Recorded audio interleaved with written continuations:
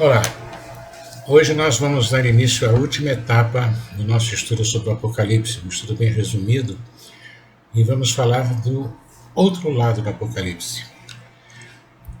A gente está acostumado a ouvir falar do Apocalipse sempre como o livro da ameaça, o livro do juízo de Deus, o livro do castigo, o livro do fim do mundo, e esquece que o final do Apocalipse não é nada disso. O final do Apocalipse é a concretização da esperança.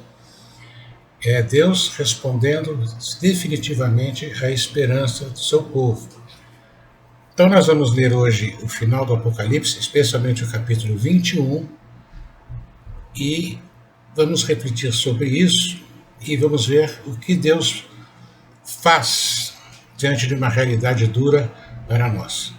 Então, se você está sem a sua Bíblia, vá lá buscar a sua Bíblia. Dê uma pausa no vídeo, busque a sua Bíblia que nós estamos esperando, tá bem? Muito bem, agora que você pegou a sua Bíblia, abra em Apocalipse 21, começando no versículo 1 até o versículo 8. Apocalipse 21, começando no versículo 1 até o versículo 8. Que Deus abençoe a leitura da sua palavra.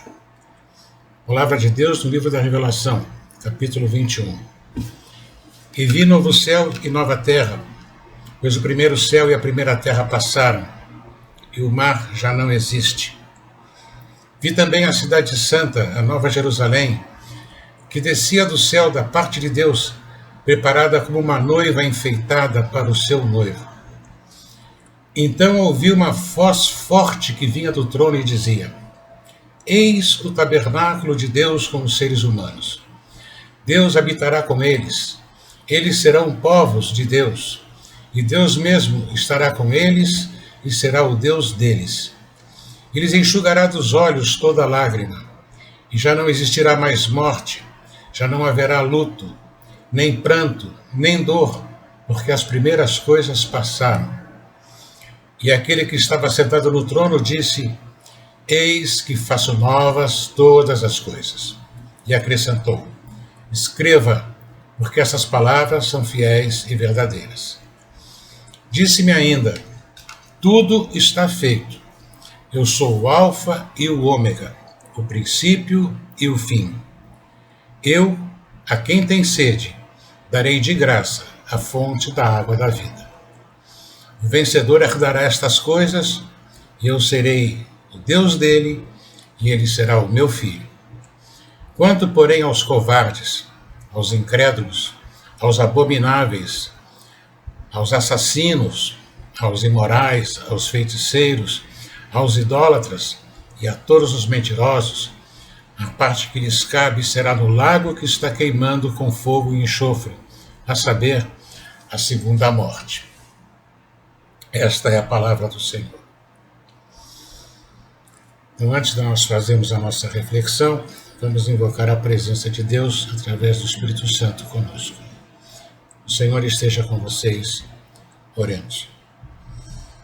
Bondoso Deus, nós te damos graças por mais um dia, por mais uma oportunidade de estudar a Tua palavra.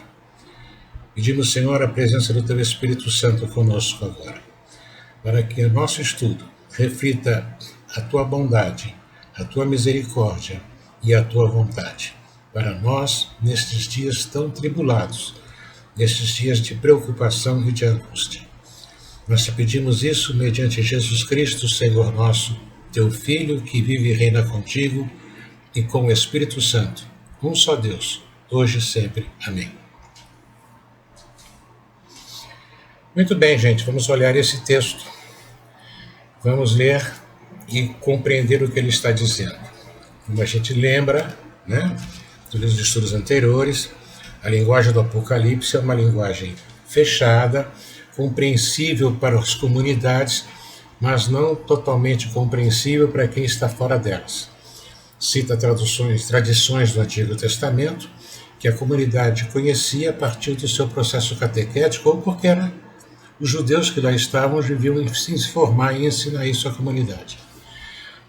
Vamos entender então o que o texto está dizendo. Depois de ter visto tantas coisas acontecerem, Deus revela ao vidente João o final da história, o final dessa história. Quando ele diz assim, vi novo céu e nova terra, porque o primeiro céu e a primeira terra passaram. Ou seja, o que havia não existe mais. É uma coisa nova agora. Novo céu, nova terra. Não é mais aquele antigo céu, nem aquela antiga terra. Não é mais aquele universo do império, não é mais aquele mundo que a gente vivia. E tem aqui uma expressão interessante, que diz assim, o mar já não existe. Não, não é que não vai ter praia, não é isso. É que o mar, para os povos da Judéia, que viviam no interior, mesmo tendo um litoral, eles não eram marinheiros, não tinham náutica marítima, com exceção dos fenícios e alguns filisteus. Então, aquele povo, o mar era algo terrível, algo desconhecido. As suas lendas falavam que lá vivia o Leviatã. O Leviatã é um animal do mal. Também era pelo mar que toda a relação com Roma acontecia. Ou seja, o comércio, a vinda e volta das tropas, quase tudo isso acontecia pelo mar. Era pouca relação por terra, tanto pela distância quanto pelos riscos de uma viagem longa. Então o mar era o contato do império, da cidade santa, da cidade grande de Babilônia, não é? Com aquele povo. Ou seja, era o mar é que colocava eles em relação com quem os oprimia. Então é por isso que diz que o mar não mais existe. Não há como chegar até nós, o inimigo. E aí ele vê algo muito bonito. Ele vê algo que a gente lê e não percebe o que ele está dizendo. Ele diz que viu também a cidade santa, a nova Jerusalém, que descia do céu da parte de Deus, preparada como uma noiva enfeitada para o seu noivo. E era o tabernáculo de Deus com os seres humanos.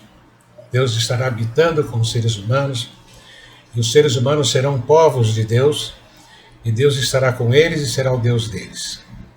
E não haverá mais lágrima, não haverá mais choro, não haverá morte, não haverá luto, não haverá dor, porque as primeiras coisas passaram. De novo dizendo, olha, aquilo que tinha, aquilo que nos causava mal, aquilo que nos oprimia, aquilo que nos deixava ansiosos, tudo isso passou. Mas olha que bonito, a cidade santa, a nova Jerusalém. Jerusalém tinha sido destruída pelos romanos. E depois, na visão anterior, nós vimos no capítulo 18, da destruição da grande cidade, Babilônia, a grande cidade, e nós vimos que era Roma.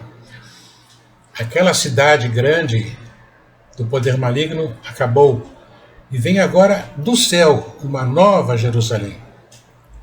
Se os romanos destruíram Jerusalém, Deus mais uma nova Jerusalém, uma nova cidade. E ela vem como noiva, enfeitada para o seu noivo. Olha, se vem do céu, quem é o noivo?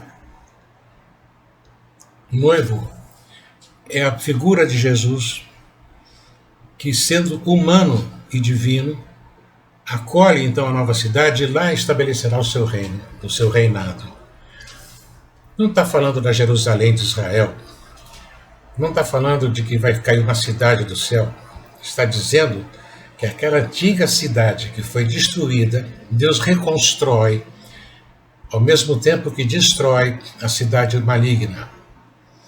É nessa relação de comparação entre cidade maligna e cidade santa que está o núcleo dessa mensagem. Há um novo mundo nascendo.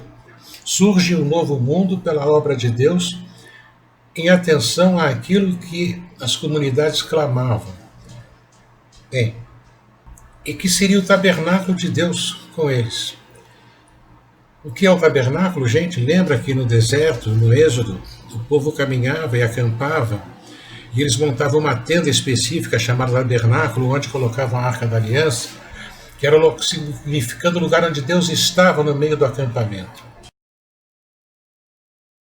Ou seja, o tabernáculo era o sinal da presença de Deus no meio do povo lá no Êxodo.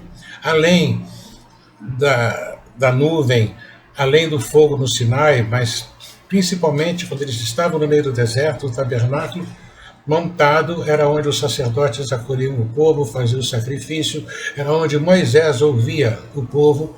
Então o tabernáculo é o símbolo da presença de Deus. Então, dizendo que agora é o tabernáculo de Deus, eis o tabernáculo de Deus com os seres humanos, significa que Deus realmente estará habitando com as pessoas, com os seres humanos. Será uma nova cidade, será um novo mundo. Não vamos pensar nisso apenas como o final do mundo, o final da história, porque esse final do mundo nem Jesus soube quando será. Só o Pai sabe. Jesus disse isso. Então, o que esse texto está dizendo naquela realidade das comunidades que nós ouvimos e estudamos nos outros encontros, é que aquilo tudo que está se vivendo terá um fim. E haverá uma coisa nova que Deus estará enviando e trazendo para nós. É o que nós chamamos de reino de Deus, reinado de Deus. Mas o reinado de Deus tem um mistério.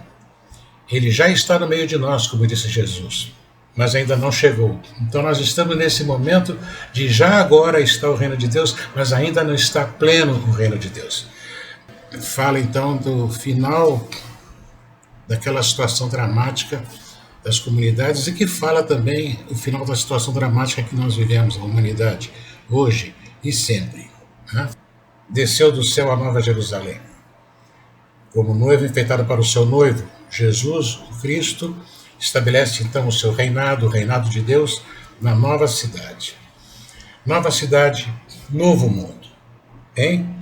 Nova cidade, novo mundo e novo tempo. Tudo que havia antes passou, tudo é novo agora. Olha o que está escrito. Tudo está feito. Eu sou o Alfa e o Ômega, o princípio e o fim. Então, tudo está feito, está concluído. Toda aquela situação dramática vista através das visões de João, agora se completa, está tudo feito. E aí, diz eu sou o Alfa e o Ômega, o princípio e o fim. Quem está falando? Quem é que está falando? Jesus. Na linguagem joanina, Jesus é o princípio e o fim. Por quê? No prólogo do Evangelho de João, diz logo ali, no princípio era o Verbo, e o Verbo estava em Deus, e o Verbo era Deus. Verbo, logos, no grego, palavra em português. Palavra que no Evangelho de João é a identificação de Deus se revelando em Jesus Cristo. Estava lá no princípio e está agora no fim. Né? Essa é a lógica. E como é que a gente garante que é Jesus? Pelo que diz depois do texto. Diz assim, eu, a quem tem sede, darei de graça da fonte da água da vida. Lembra do episódio da Samaritana?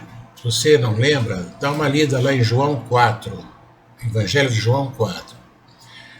Na conversa com a Samaritana, há um momento que Jesus fala assim, eu lhe darei a água da vida, a água viva, a água da qual você nunca mais, que beber nunca mais terá sede. Se você beber, nunca mais terá sede. Fonte da água da vida. É uma fonte que existe lá na Cidade Nova. A vida permanente, né? Então, é Jesus que está aí falando. É Jesus que, no fundo, está falando com João. A voz forte que está sentada no trono. E aí ele fala de que o vencedor vai herdar estas coisas. Serei o Deus dele, será meu filho. Quem é o vencedor? Vamos ver quem é o vencedor. A gente tem que achar que o vencedor é aquelas pessoas boazinhas, aquelas pessoas que não faziam mal, aquelas pessoas que... Não, o vencedor é aquele que permaneceu fiel à palavra de Deus, apesar da tribulação. Por isso é que ele venceu a tribulação, por isso é que é vencedor. O vencedor não é só uma questão de postura moral. O vencedor é uma atitude de visão de mundo, uma atitude de visão da vida, uma percepção da vontade de Deus neste mundo. Este é o vencedor, aquele que permaneceu fiel apesar da tribulação. No caso das comunidades, aquele que permaneceu fiel apesar da perseguição, tanto pela sinagoga quanto pelo império. O vencedor é aquele que se mantém fiel e confia em Deus. Estes serão chamados filhos por Deus, no novo tempo, no novo mundo. Mas há outro lado da humanidade. Há os covardes, os incrédulos, os abomináveis. Abominável é aquelas pessoas ruins demais, que não dá pra gente falar, é abominável. Assassinos, imorais, feiticeiros, pessoas que achavam que podiam manipular a natureza e mudar a realidade. Isso é feitiçaria, isso é magia. A realidade é essa, eu faço aqui umas palavras e faço uns gestos e faço não sei o quê, e jogo uma luz e passo uma fumaça e a realidade muda. Isso é feitiçaria. Que era a base de muitas crenças, de muitas religiões no tempo do Apocalipse, no tempo que foram escritas as palavras do Apocalipse. E muita gente na igreja se misturava com isso. Porque é aquele negócio, a gente vai onde alguém fala de uma garantia de esperança para a gente. Onde a gente fala aquilo que a gente quer ouvir. E às vezes Deus fala aquilo que a gente não quer ouvir. Os profetas sabem disso, tanto é que todos eles foram perseguidos. Então, os idólatras, aqueles que idolatravam o poder, aqueles que idolatravam falsos deuses, os mentirosos, aqueles que usavam da palavra para enganar as pessoas. Não é dizer assim, diz aí no telefone, me estão me chamando, diz que eu não estou. Isso aí não é mentira. Mentira, aqui no texto, mentira é exatamente você usar da inverdade para manipular e dominar as pessoas, para enganar as pessoas. Está bem? Enganar no sentido existencial. Pense bem, há muita gente enganando as pessoas existencialmente com uma visão religiosa perigosa, fanática, que leva as pessoas a recusar a realidade, a querer viver num outro mundo, porque eles estão no mundo de Deus, não são deste mundo. Ora, o Cristo se encarnou neste mundo, é neste mundo que nós estamos, é neste mundo que a igreja vive. Então, todas essas pessoas, todos esses seres, essas coisas, vão estar no chamado, serão levados para o lago que está queimando com fogo e enxofre. Quem é esse lago que queima com fogo e enxofre? Estou pensando lá no inferno, como uma coisa eterna, o inferno, o lugar do castigo. Não. O lugar onde queima o fogo com fogo e enxofre era, naqueles lugares, naquele tempo, o lugar do lixo, era o lixão. Era um lugar onde eles jogavam o lixo da cidade. E, exatamente para evitar que o lixo traga insetos nocivos, ratos, doenças, essas coisas, haviam, digamos, funcionários públicos, né, que eram pessoas que eram pagas pela sociedade para manter o lixo queimando, manter o fogo para sempre. De modo que tudo que caía naquele lixo ia sendo queimado e destruído. Destruído, não voltava a existir mais, destruído. Por isso é que fala no final do texto a segunda morte. Tudo aquilo que fazia parte de uma situação de domínio maligno, como covardia, pessoal que qualquer ameaça, qualquer coisa muda de lado, né? E incrédulos, aqueles que não creem em nada, aqueles que ficam achando que o mundo é isso mesmo, não tem jeito, não há nada que eu possa fazer. Os abomináveis, os que são pessoas cruéis. Eram essas pessoas cruéis que eram os agentes do mal do império. Os assassinos, aqueles que tiram a vida, os imorais, aqueles que fazem da vida apenas o aproveitamento dos outros, sugar os outros, usar os outros, isso é imoralidade. O pessoal fica bem, quem fazia sexo. Não, tem nada a ver com isso. É quem usa as pessoas, seja no sexo, seja no comércio, seja usando a força de trabalho. Isso é imoralidade. Essa coisa toda que era instrumento da malignidade está jogada no lixo. Foi fora, acabou. Não existe mais. Morreu, acabou. Está no lixo, está queimando lá no lixo. Não vai voltar mais para cá. A vitória final é de Deus.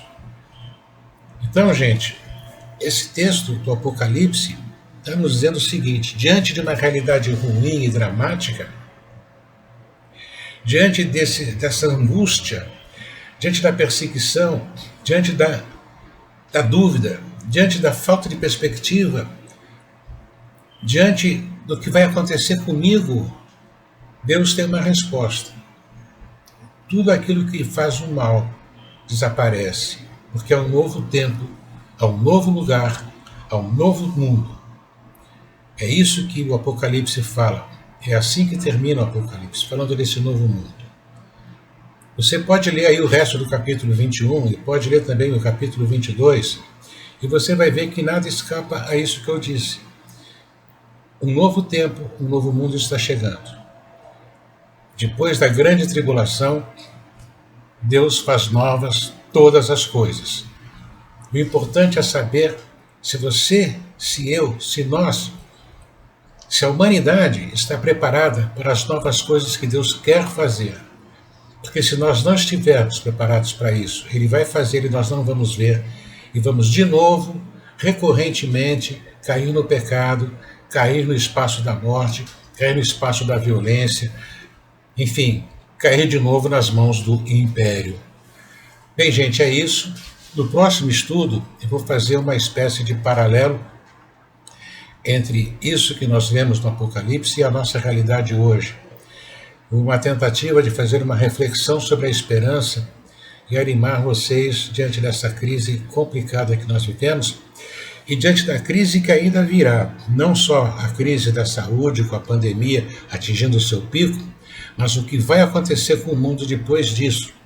Porque muitas coisas estão mudando, nós não estamos percebendo, mas muitas coisas estão mudando. Poderá ser a Nova Jerusalém que vem chegando, poderá ser a Roma se fortalecendo. Vai caber a nós, a cada um de nós, diante das atitudes que vai tomar, para que seja uma coisa ou outra.